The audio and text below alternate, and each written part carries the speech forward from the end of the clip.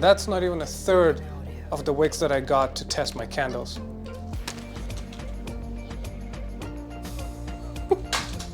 So how do you know what wick to use, what wick to choose, which one do you do, blah, blah, blah, blah, blah.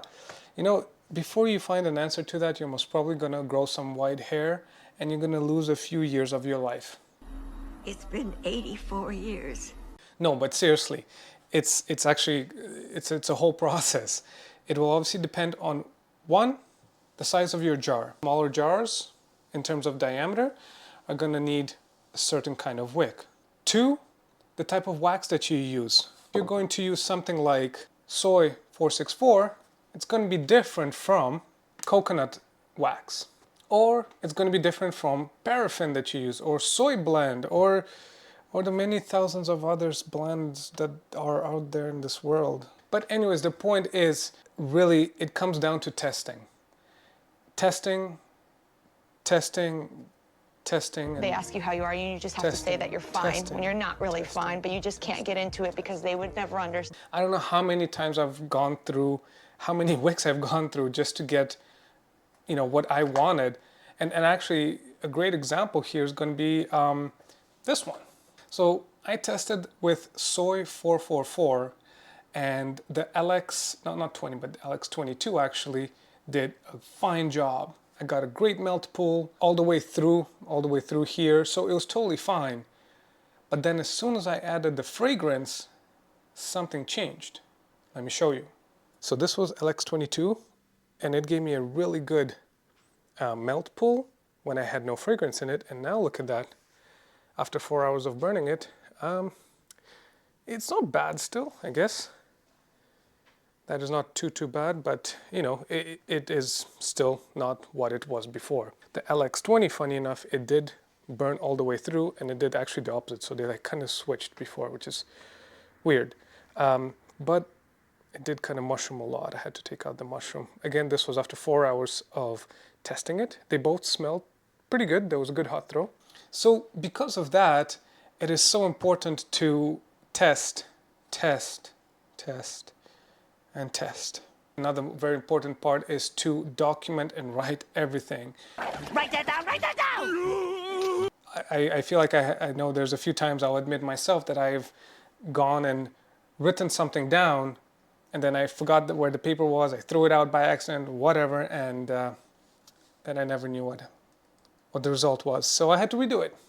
So in order to test multiple wicks with the same wax, instead of remelting it in a pot and doing it over and over and over again, I think I remember seeing this, and I mean, it's been helping me, so let me know if there's anything wrong with this. But I take a pen, I take out the ink holding thing inside of it, and I use this as a way to puncture the wick and take it out. You can also use, like, say a strong straw, and you can like use it in order to go down like this. So say I don't want to use this one anymore, which I kind of don't. Which side do I usually use? This one, I believe. Then I just go in, boop, twist, and out. And I know it's hard to see, but it was kind of a wooden wick, and it's in there now.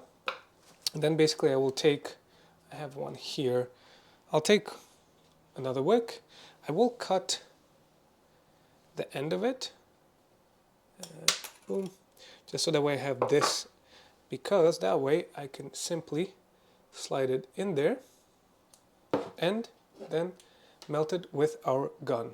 Or actually first melt it, let it pull up nicely in there, and then put it in, and you can retest your wick. Again, doesn't work out, another one. It's gonna help me to find my wick pretty decently quickly. I mean, I went through a lot of wicks to find this, but that's one way that I'm doing it, and so far it's working. Another thing I quickly learned actually was that even though on websites it will say, you know, this and this is a preferred, or here's a chart to kind of help you and guide you.